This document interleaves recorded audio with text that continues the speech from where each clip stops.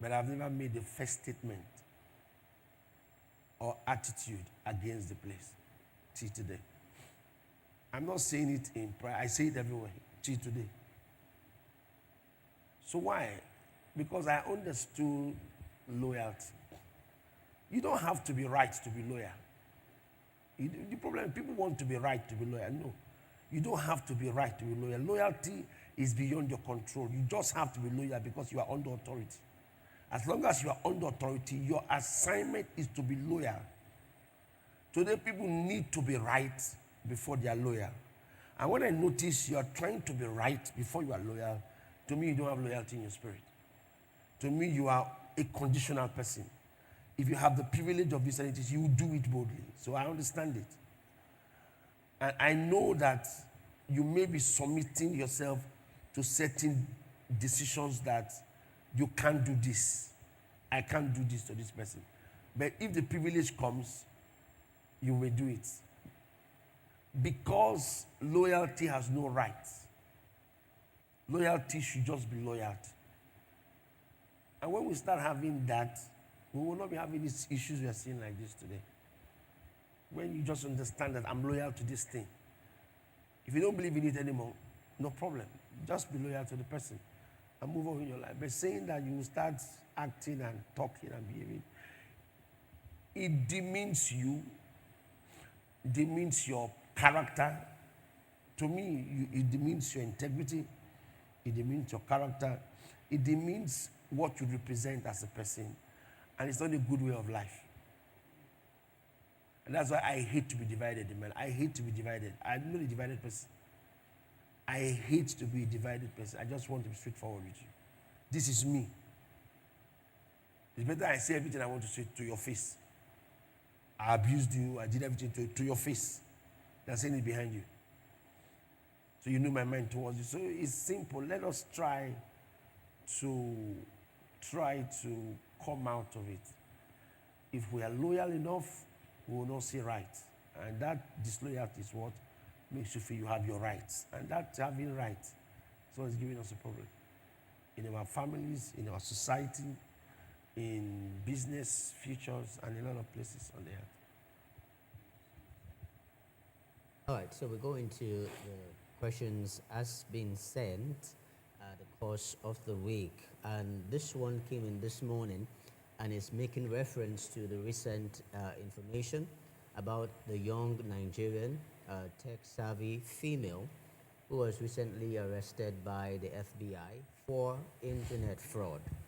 Now, the question here is, in the light of the recent scandals involving prominent Nigerian tech influencers, sir, what strategies can mentors, educators, and leaders adopt to redefine success for young creatives and instill virtues and values of integrity, excellence, and the long-term impact?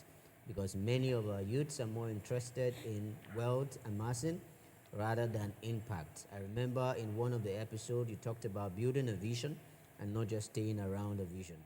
So, sir, please, how can we cop this? Because a lot of our young, brilliant minds are engaging in fraud. You see, the Western world is really painting us very poor. That, I see, is a very strong, deliberate act. They are very quick to sell things that don't speak well of us. So, and that's the lesson we must now learn how to present ourselves. Now, presentation now becomes necessary. How do you present yourself? Money is not the problem, it's presentation. We are not presenting ourselves properly. So let us learn how to present ourselves. When you present yourself properly, you won't steal. So let's just build strong will and perseverance to labor for ourselves and fight to do better so we can represent Africa properly. But if we don't build proper representations, all of these stories will always be there. And that tells you that we need to come home and build structures here and develop the brains of our people and put structures that will aid them financially. So these are very, very striky time, and the situations are getting very blur all the time. So I won't come from the angle of theft. I'll come from the angle of we don't understand what the black color is all about. The colored man is all about. The colored man is an intelligent fellow. He's a smart fellow. He's a man privileged with strength. Let us use our abilities and become the best brains that the world has ever produced, and reduce the demeaning culture that is always promoted about the color. I think that will help everyone. Thank you so much. All right, this next question says, good morning, Bishop. I noticed that most Christians really want to obey God if they are convinced it is God's voice. But most people don't hear, even some pastors can't hear. Some are highly confused. They don't know what to believe because people have given the false instruction telling them it is God's voice. Some use them for their own gain. In other case, what will someone do in order to hear God's voice accurately? You see, I come from a very primary angle of hearing. Serve God. Get busy with the things of God. I've always said, why will you be used to somebody and become insultive? You get used to somebody and then you start getting abusive. Why? Because you're used to the person. You are familiar with the person. That's why somebody that is reverenced to you is disrespected. And is the day-to-day communionship that you have with the person that is causing that. So I keep saying that. Why is it like that? Because if you try to serve God effectively, one of the things that you should enjoy in God is hearing Him. So when you are not hearing God, it just tells me how distant you are from Him. So you're staying out Him, you will not hear Him. So you have to get close to God, serve God, work for Him, pray, fast, give your sacrifices, join the department in church, spend time to pray. Those are the activities you do. Read the Bible, read the book. Those are the things you do that attracts God's voice to your life. But today we get too used to everything. And that's my pain is how people can abuse what matters. How do you now sit and have a reason to abuse what is useful to you and then give reasons why you did it? So that ability to abuse what matters is my problem.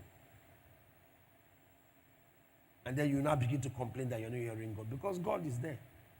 You are the one who has refused to value what matters. So He will start speaking to you. Adam got too used to God that he responded back, the woman you gave me. That was familiarity. All he would have said, I'm sorry, I've ate the fruit. He wanted to prove that he was not the problem. God was coming every day to see him, so he has gotten too used to the presence of God. Now he can correct God himself. And that's the problem we have on the earth today. Because I thought the moment he noticed that error, he should be looking for a way to apologize. Rather, he was looking for ways to protect his interest and blame God and accuse Eve. And you can tell the outcome of that. Even God himself reacted so badly, the man is dying today. So let's be careful as we get too used to singing in the choir or doing the media. You're supposed to be hearing God from there, but you are too used to it. So you don't even hear God anymore. You are too used to praying by 5. You are even struggling to do that prayer. But those are all mediums for you to hear God.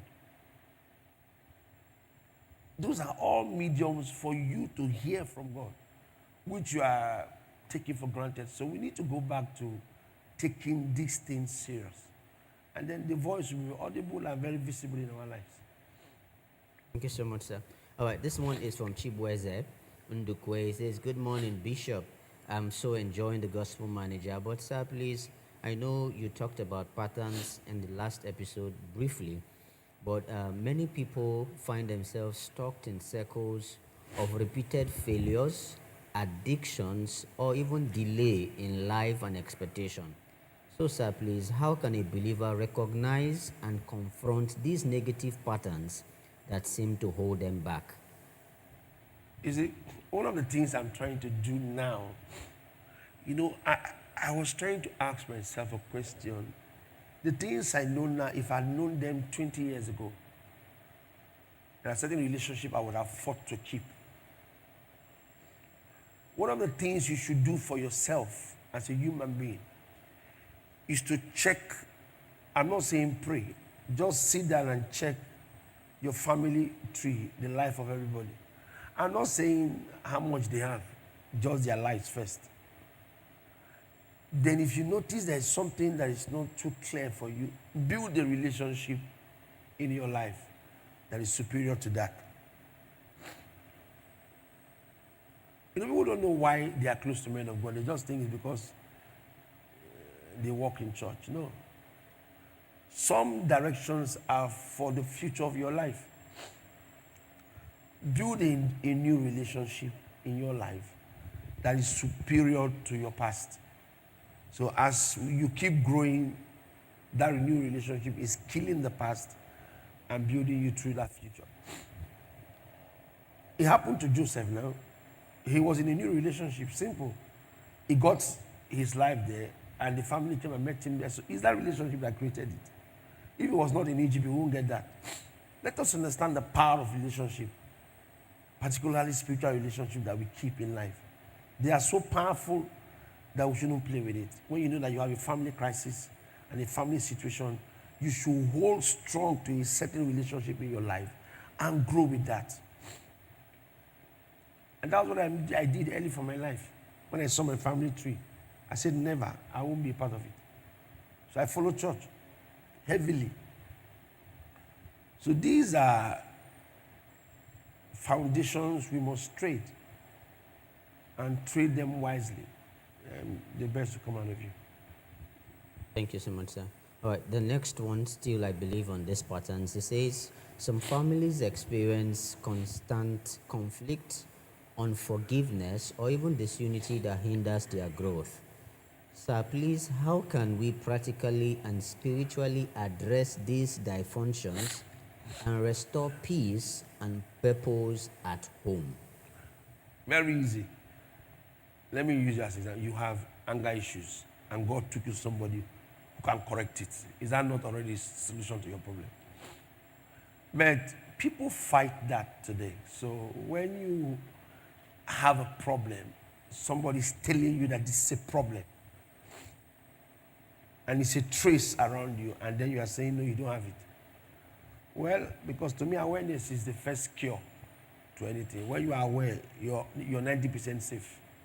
So when you are refusing to accept it, well, no problem. So one of the beauty that life gives you is somebody to correct you, to rebuke you, to put you in order. And when you have that privilege, what you should be doing to yourself is to mend your ways. But I've seen many people get offended. A lot of people. They will even be offended with you, speak to you anyhow, as if you are the problem. Act anyhow as if you are the problem. So I look and I smile. You have a growing life. I have made certain level of progress in my life, and I am seeing your life. And I am telling you that this path is not good for you. Check it and go like this. You are telling me that you know what you are doing. Of course, you have liberty to your thoughts, so you can talk. That's the truth. So, but when you start facing life challenges, that liberty is not going to help you. Life challenges will come with their own pressure, with their own time, with their own style. And then you may not be able to stand it because you did not listen. So let us understand that sometimes God takes us to people so those things will be corrected. Because there's no way Moses will be born in Egypt. Something was being corrected as he was growing up there. When God starts patterning your life, try to give yourself to the pattern that God is giving to your life. And these are very simple ways on how these foundations will stop. Which to me, a lot of people are fighting it. They want to stay glued to a family that is having a lot of issues, while God has pushed you to a place where you can build a proper life. So let's be prayerful and ask for the spirit of discernment to live our lives. Thank you so much, sir. You know, one of the very frustrating things to do in life is building and not knowing the spiritual restrictions you have that are fighting against whatever it is that you are building. Now, these things can come by way of patterns. Probably in the family lineage, nobody is meant to progress or amount to something in life. So no matter how hard you work, you have restrictions here and there, you lose a lot of things. And while God's servant was responding to the question some few minutes ago, he said, one of the beautiful things about life is that life gives you people who would help you navigate through the patterns in your lineage, or even patterns that have been built by you. Now, one of those privileges for us in this stream is God's servant Dr. Maxwell Golden Egbe, because later tonight at 10 p.m. he is hosting a prayer program. It's titled Battle and Rattle, and he has told us that he will be dealing with negative patterns in our future, in our families, and in our lineage to help us come out of those issues. Remember, it is Battle and Rattle, and you can hook up via the social media platforms, or you could also stream via YouTube at Honor TV. Now remember, God's servant will be teaching us how to deal with these patterns, and after the teaching we go into practical, where he will lead us in fervent prayers to break those patterns, to set ourselves free and be liberated from them. The time is 10 p.m. to 12:30 a.m. here at the Honor World International. And also via the social media platforms with which you're watching this, especially our friends who are not in the city of Asaba. Now make it a date with us, and God will bless you. And I tell you, you will surely break out of all those patterns in Jesus' precious name. And amen. All right, so we'll move on to the next question. And this question says, good morning, Bishop. In a society where many couples are struggling silently, what do you say to those whose marriages feel like endurance is more of the way than just even the union they once shared in courtship? So many families are just enduring. Some parents, some mothers are saying they are in it because of the children, and some fathers are saying they are in it because they are ashamed to be part of those homes or those men who have been divorced. So, sir, how can all of this be curbed? Let's try to understand what marriage is all about. What is marriage? Marriage is partnership of two reasonable heads. I'm using this word, two reasonable heads. Not true lovers, two reasonable heads. The moment you start seeing marriage as a thing where two reasonable people will get involved, then responsibility becomes an easy part to trade on. Those kind of scenarios, because people are not reasonable enough, so they just get into marriage for love. So, because I've always asked, why will you act childish in marriage? Why are you doing that? Why are you thinking the way you are thinking? Because sometimes it's imagination, sometimes it's a statement, sometimes people just don't know what to do around their spouses. They just don't know what to do. So it's for two responsible people. So people who are responsible, mature in mind, not in age, mature in mind, so they can now see themselves building the space that they deserve, because you have to build the space that you deserve. What is that space? This is our limits. So they are eating from the limits they have.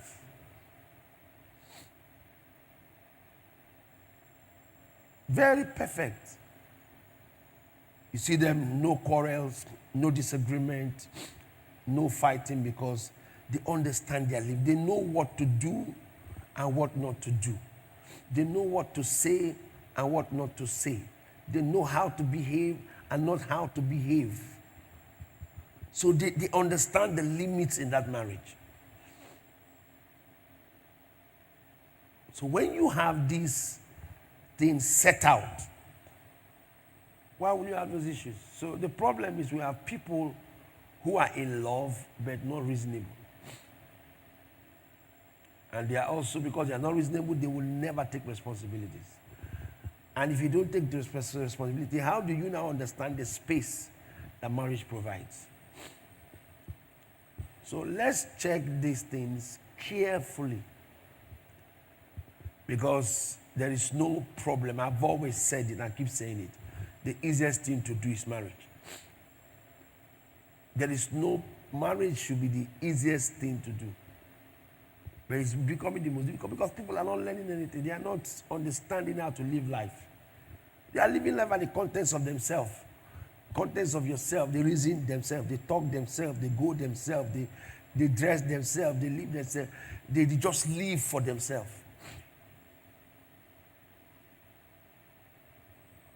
So if they are not balancing anything,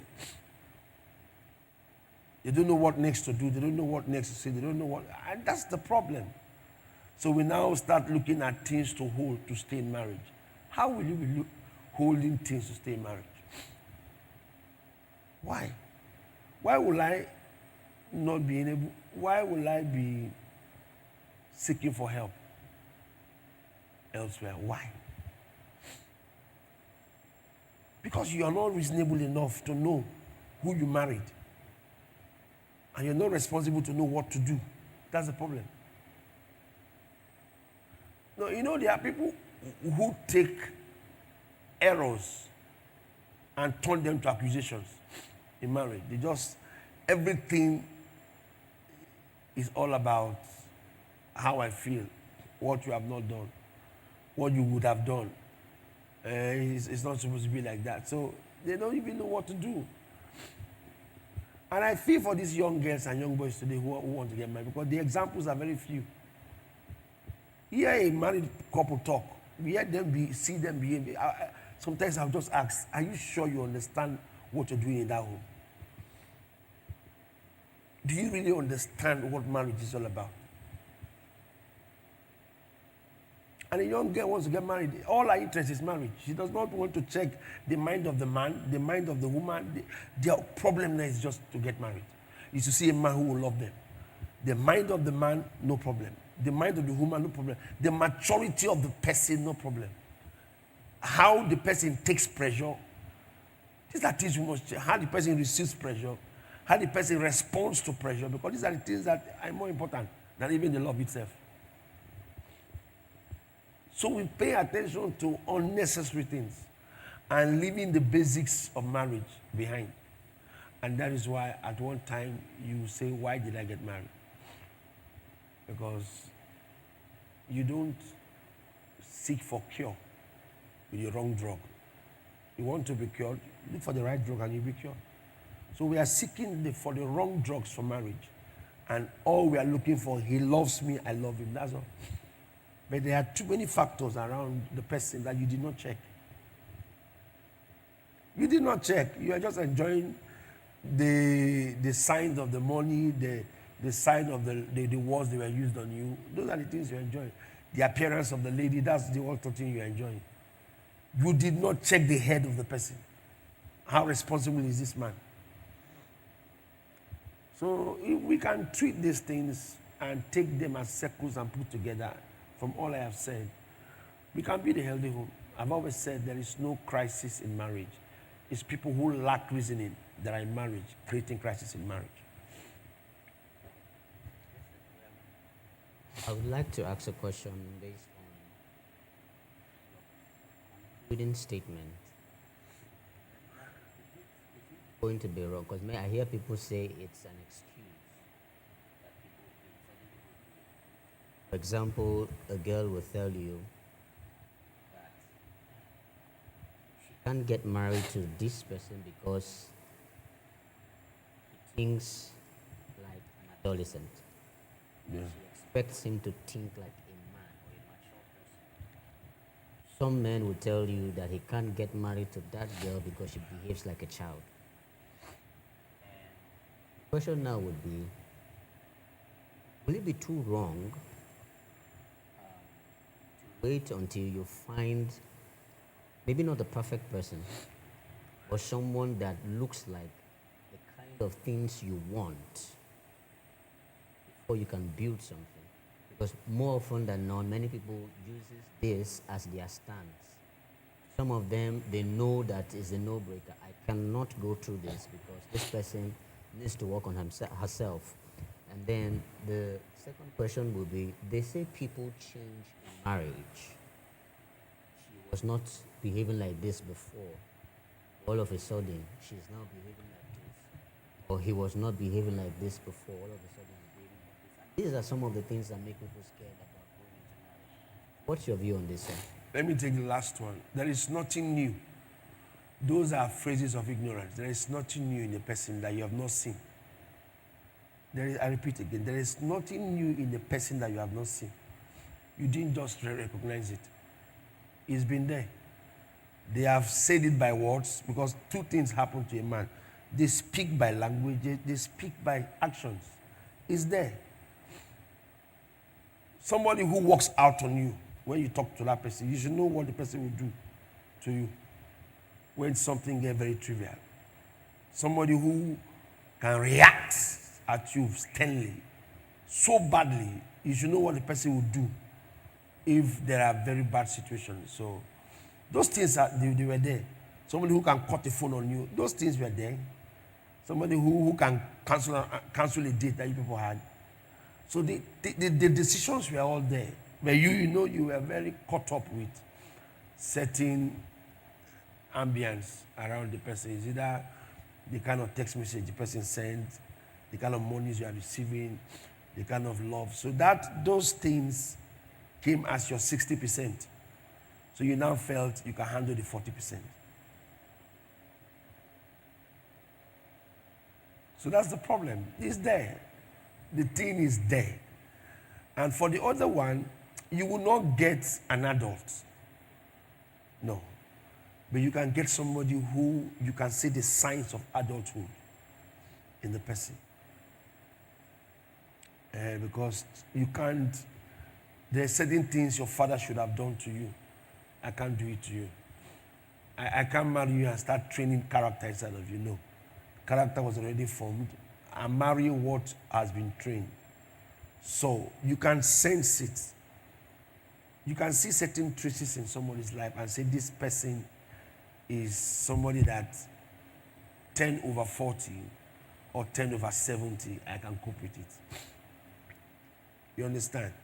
You can get 100% in anybody's life, but you can just 10/90 or 10/10 or 10/9 or 10/8.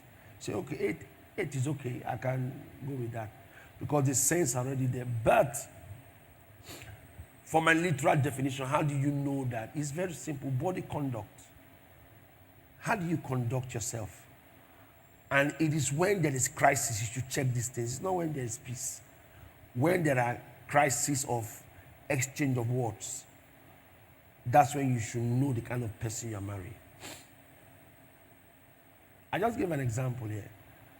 If you are somebody who likes to walk out when you are angry, that is the most disrespectful act that anybody will do to you in life.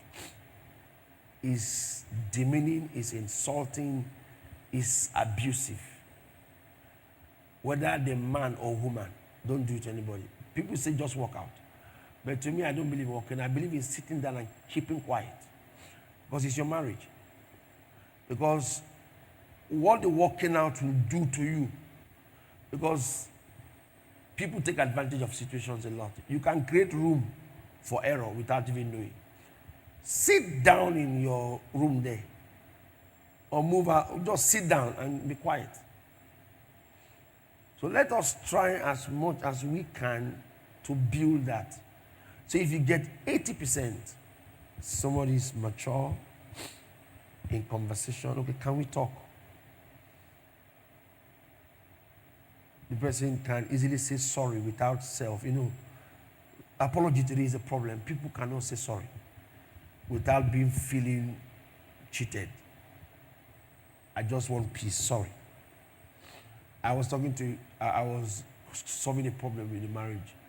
The woman just said to me, please, that I just want us to be fine. Sorry. And she told me, I have said the sorry for too long that the man is feeling ashamed not to make me say it again. Are you seeing that kind of life now? When she wants to say it, the man is ashamed because he was wrong. So that is the way that woman has built her home, because she hates sleeping with offenses. So she likes to make sure at the end of the day, whatever crisis she has with her husband is settled before she goes to bed. It's a decision she took for herself. So when you live like that, it's a very huge sign of maturity. Big sign of maturity. And a lot of couples don't have it. So when you can build that, you can have conversations, you can apologize, you can be angry, but eat your wife's food. You can be angry and still do what is right to your husband. You can be angry and still speak politely to the man. You can be angry and still speak politely to your wife. Those are mature acts. Though you are angry, but you are still dealing with the issues respectfully. That's the thing that a lot of homes don't have anymore. And I pray that this will help a lot of people. So much, sir. All right, this next question says, good morning, Bishop. Sir, please, what advice would you give to the young ladies of this current generation, especially in light of the teachings and motivational videos many of them consume, videos that promote the idea of equality in marriage to the extent that they feel they should not be fully submissive to their husband, insisting instead that marriage should be 50-50 partnership. This is from Praise from Enugu State. So the beauty of the woman is being abused by those kind of teachings, because the beauty of the woman, if you understand who a woman is, she's attractive, and her attraction creates attentiveness, and her attentiveness in that attraction creates movement. And what the movement creates is an inheritance. So if you really understand that you are a woman, those things are not supposed to be what you should be fighting for. So any woman who fights for manhood has lost womanhood. Any woman you see who's always trying to fight for manhood wants to take the place of a man has lost womanhood, because you have more advantage being a woman than trying to be a man. What do you need that for? So if you are privileged to be more blessed financially, you will still do that being a woman. You know how beautiful it looks like that the man does not have money and the woman has money, and the woman is caring for a man, but still is submissive to the man. I know a lady who the husband was not working. She was the one making the money. She would earn the money and come and give it to the husband. The kids didn't know. It's her money that the husband was sending to the child and feeding the home. You will not know. She refused to let the children know that the man has no money. So they will go to the man, they will go to her, she will come to the man, and they will go and tell Daddy, say he will give the money tomorrow, but it's her money what she was giving. Till death, they don't know that the father was not the one that was taking care of them. It was their mother. And she never made it known to the family. Her action didn't show it. Even when the man makes mistakes, she will not express it that way. So you make womanhood beautiful by how you treat yourself, how you carry yourself, and treat yourself will make womanhood very beautiful. All this thing of trying to be a man is a loss of the value of womanhood. And if God has blessed you with money, be a woman and care for a man. Don't be a man and care for a man. Be a woman and care for a man. But don't be a man and care for a man. Because you won't cope doing that. You only cope being a woman and being who you are. So let's learn to know that the beauty of life is in a woman. And don't change from that. Be a woman. And there is so much around a woman. Be a woman. Don't be behaving like a man. Don't be acting like a man. Be a woman. Be motherly, be domesticated. Stop sitting down. Be motherly, be domesticated. Be somebody who knows what to do at home, what to do with kids, what to do with a husband. You need what to do with business. You must have those ideas. Don't sit down like that and be passing instructions to everybody. Be a woman. Be a woman.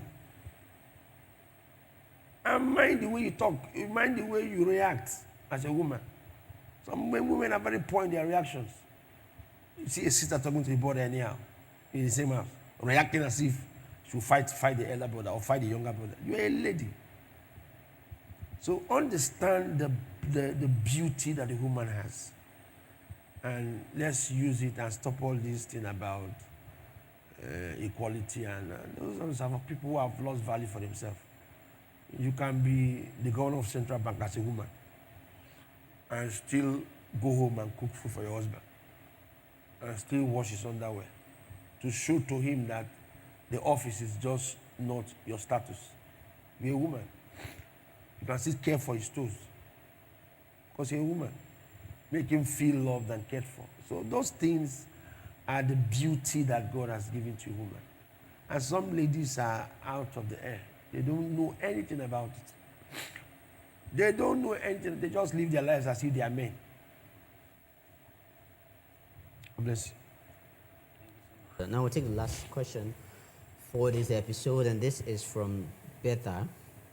She says, "Good morning, Bishop. My name is Betha, and I'm reaching out from Germany. I got the link through a friend who is streaming from Nigeria.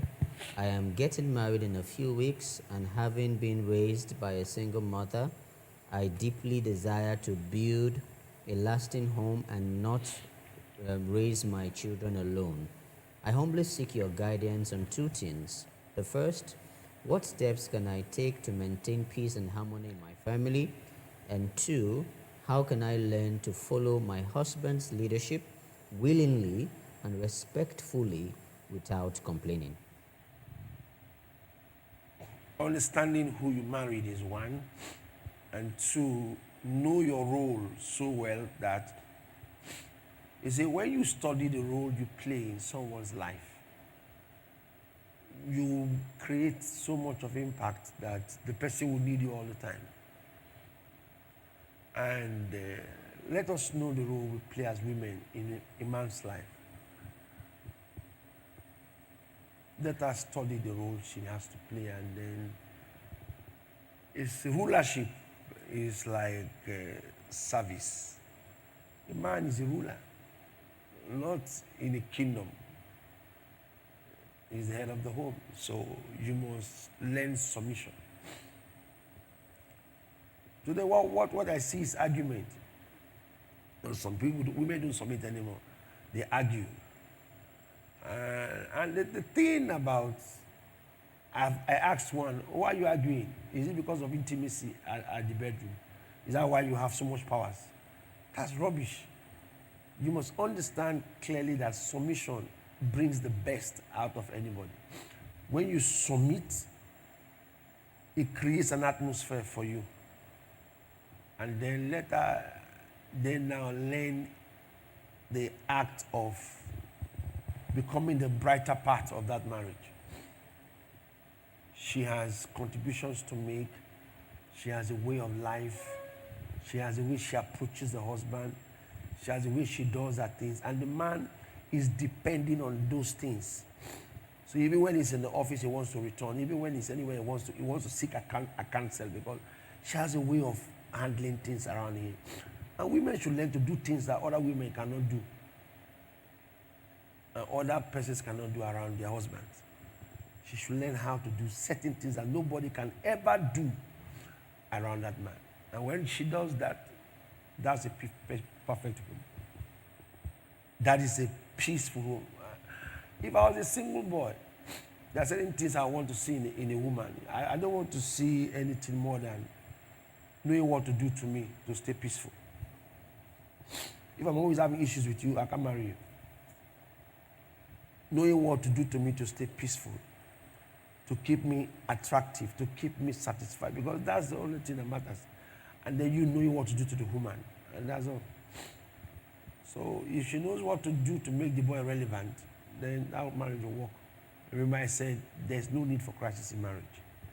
If we know what to do to the people that life brings to our path. Anytime you see crisis in marriage, the people are the problem, not marriage itself.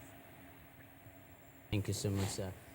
Now to get more profound teaching by God's servant, join us this Sunday for the Jesus Dream for youths and singles. God's servant will be teaching us at 6:30, our first services, on the growth principle of Joseph and David.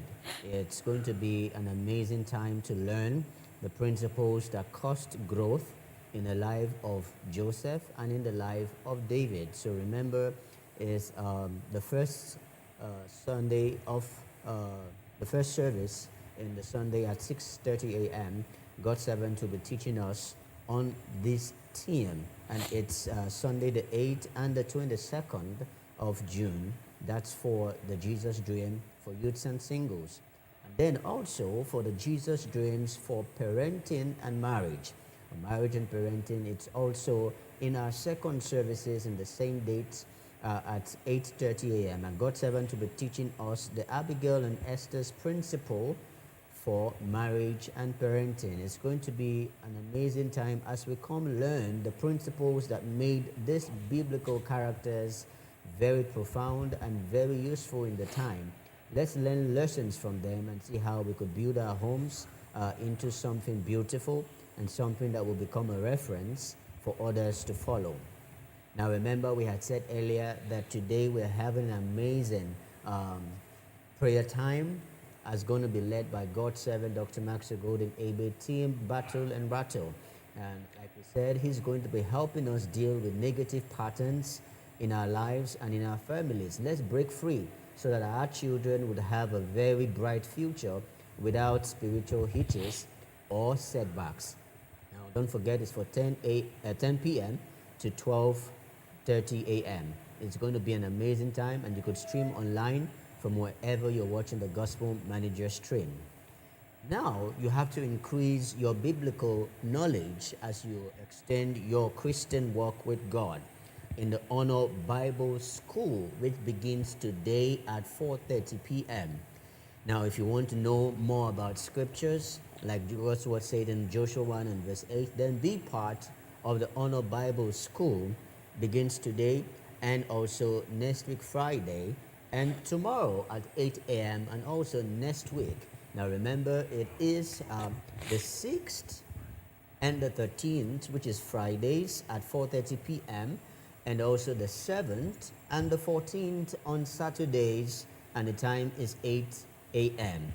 Now don't forget, you will be taught different topics cutting across different spheres of your Christian life and your Christian work that will make you very articulate about the things you do, especially backed by scriptures. Now make it a date with us, and God will bless you immensely in Jesus' precious name. Now I'll leave the floor now for God's servant to give his concluding remarks and bless us for the weekend. Emotional security must be taken into check. Anytime you have losses, you accepted the gates of emotions open. Financial losses, marital losses, something went wrong in your decision that took you to that loss. So let us secure our emotions a lot. because the market language is very deceptive now. The things we hear, the way people behave, people that you trust, the way they turn to talk around you, and the way people react over things. So you need to get yourself a certain level of security in your emotions, so you don't become a victim of people's actions and decisions, because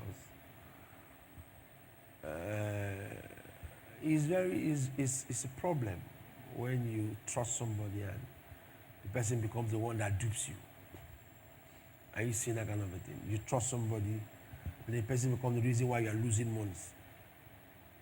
The person becomes the reason why you're having a problem. The person becomes the reason why you cannot sleep.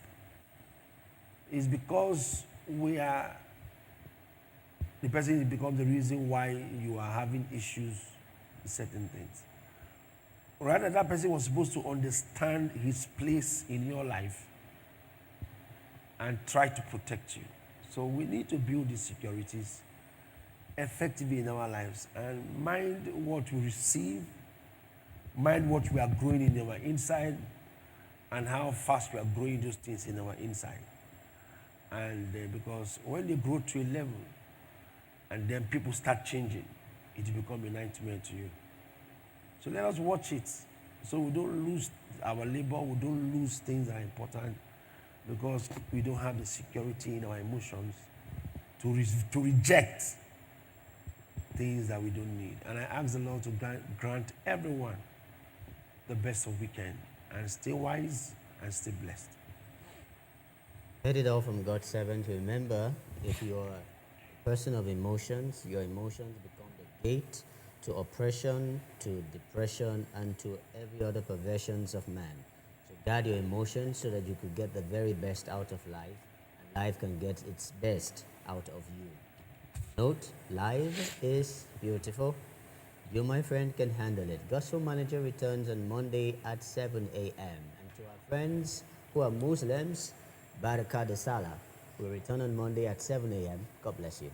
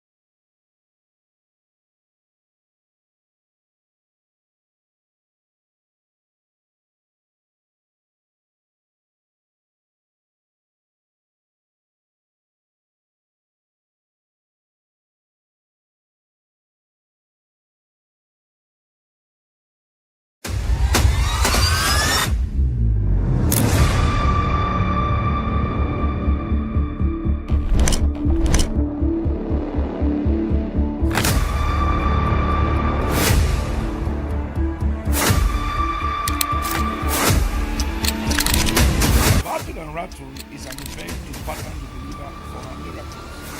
Battle and Rattle is God's event to stop and enforce the traders of darkness that are standing against our destiny. Also, Battle and Rattle is God's event to settle difficult circumstances in the believer's life. Any satanic investment in your office, investment in your family that traps people's progress and age, so they put sickness in your body that you will use the money to treat yourself, and reverse that judgment. Whatever has taken any life in your family, it will never take your own life. It will never take your own life. Today, fire from the communion will hit your flesh. Every system of affliction dies in the name of Jesus.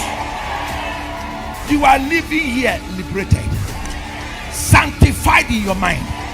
Rabako, every fear of premature death hanging on any life here tonight, as you engage this table, it dies tonight. It dies tonight. It dies tonight. It dies tonight. In the name of Jesus.